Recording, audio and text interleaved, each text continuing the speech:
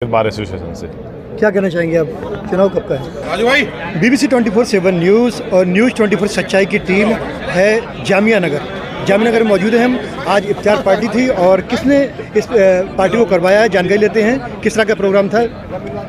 Sir, BBC 24/7 news और news 24 सच्चाई में आपका स्वागत है।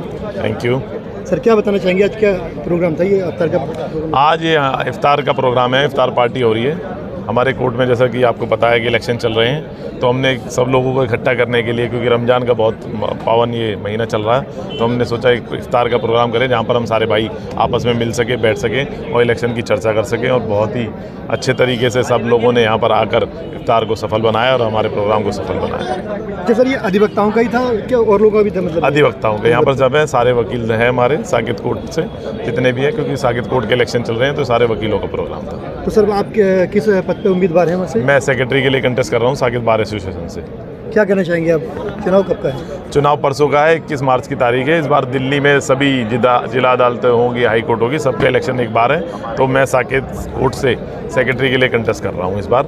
और साकेत कोर्ट के में जैसे कि मैं बता दूं कि मैं पहले भी 2 बार एग्जीक्यूटिव में रह चुका हूं, 2012 और 2015 में, और अब 10 साल बाद मैं दोबारा से सेक्रेटरी पद के लिए आया हूं, क्योंकि मुझे लगता है कि साकेत बार में कुछ कमियां हैं जिनको मुझे दूर करना है, और उन कमियों को दूर करने के लिए और अपने भाइयों का साथ देने के लिए, अपने युवा साथियों को आगे बढ़ाने के लिए, उनके लिए चैम्बर की व्यवस्था करने के लिए और एक स्ट्रॉन्ग बार बनाने के लिए मैं साकेत बार में सेक्रेटरी पद पर आ रहा हूँ। जिस साकेत बार के तमाम अधिवक्ताओं को क्या मैसेज देना चाहेंगे? हमारे मैं उन्हें ये मैसेज देना चाहूँगा कि अगर आप लोग मुझे चुनकर लाते हैं तो साकेत बार में जितनी भी समस्याएं हैं, सबसे बड़ी समस्या मेरे युवा साथियों के हैं, जिनके पास ना तो बैठने की जगह है, ना उनके पास स्पेस है, ना सीट है, ना चैम्बर है। तो मैं उनको विश्वास दिलाता हूँ कि मैं अपने सारे युवा साथियों को चैम्बर और सीट का उपलब्ध करा के दूंगा, चाहे मुझे उसके लिए कुछ भी करना पड़े।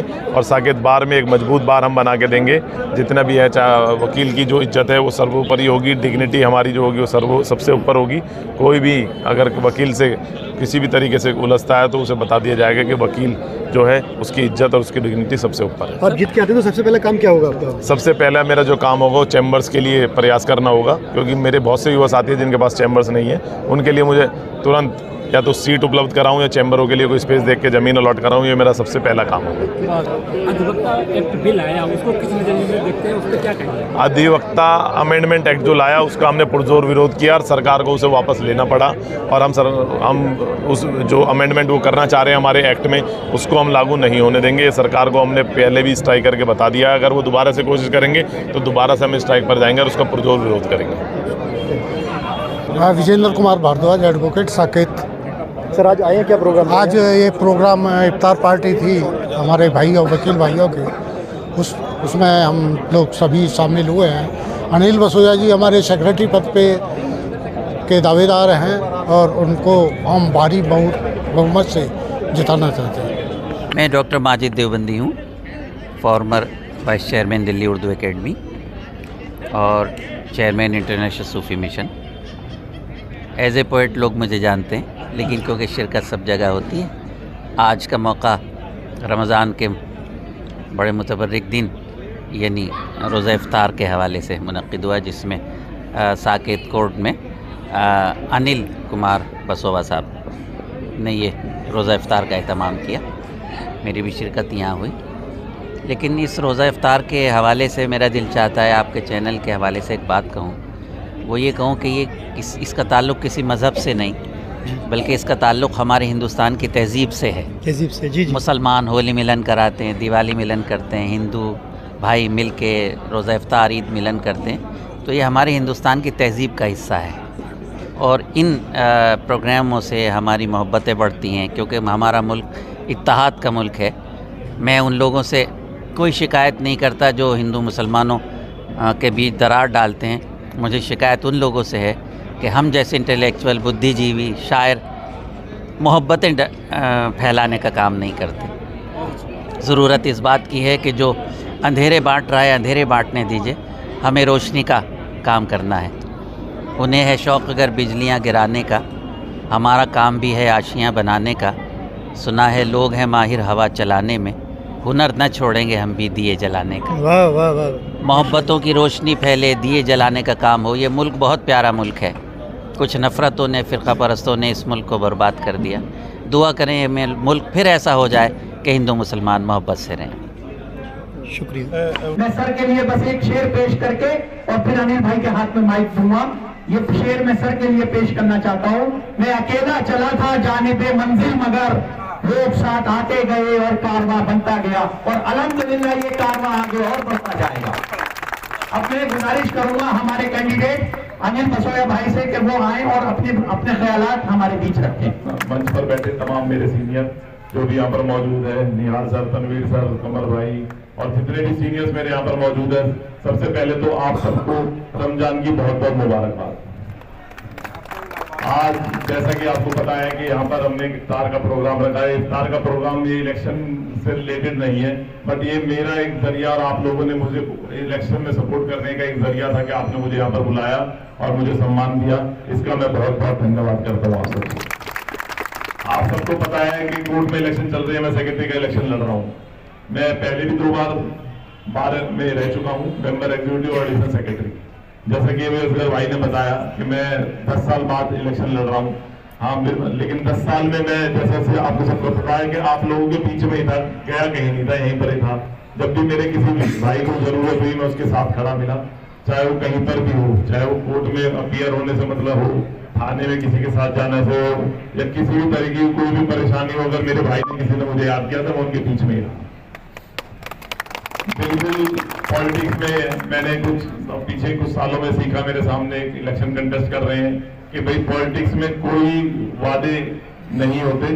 उन्होंने मुझे कमिटमेंट किए थे, अब तोड़ दिए।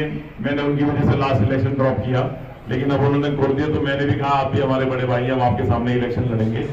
उन्होंने सोचा था कि यंग मेरे सामने कहां टिक पाएगा, लेकिन ये सब आपकी ताकत है कि आज उनके पसीने छुटा रखे हैं। के दरमियान मेरे ख्याल में 1 मिनट से ज़्यादा नहीं लेना चाहिए। मेरा नाम माजिद देवबंदी है, 2-4 लोग मुझे जानते हैं दुनिया में, 4-5 करोड़ मेरे मोहब्बत करने वाले हैं। और अगर मेरा कुछ एजाज़ है तो ये है मैं बड़ों का छोटा हूँ।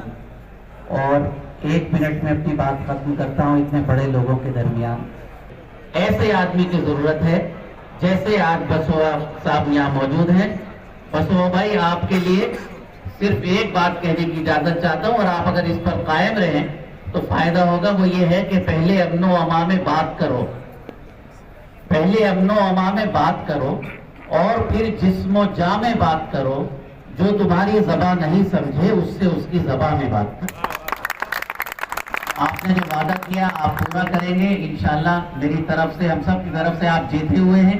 ईद के बाद आपकी जीत का एक जश्न करेंगे, आपको इस तरह मुबारकबाद देंगे। इसलिए मैं आप तमाम लोगों से गुजारिश करूंगा कि के मनन सर का बहुत जोर की तालियों के साथ इस्तकबाल किया जाए। मैं तमाम आप लोगों से ये कहना चाहता हूं कि हमारे बीच जितने भी लोग मंच पर मौजूद हैं वो सब तशरीफ रखें। मैं हमारे सीनियर असगर साहब से गुजारिश करूंगा कि हमारे बीच में वो 2 लफ्ज रखें। आली जनाब अनिल बसोया साहब और मंच पर तमाम मेरे अजीज साथियों दोस्तों और सामने मौजूद मेरे भाइयों दोस्तों, अस्सलाम वालेकुम। उसूलों पे जहां आ जाए, हमारे बीच हमारे सीनियर और x MLA, ex president Saket bar association जनाब मदन लाल साहब भी मौजूद हैं। तालियों के साथ इनका इस्तकबाल किया जाए।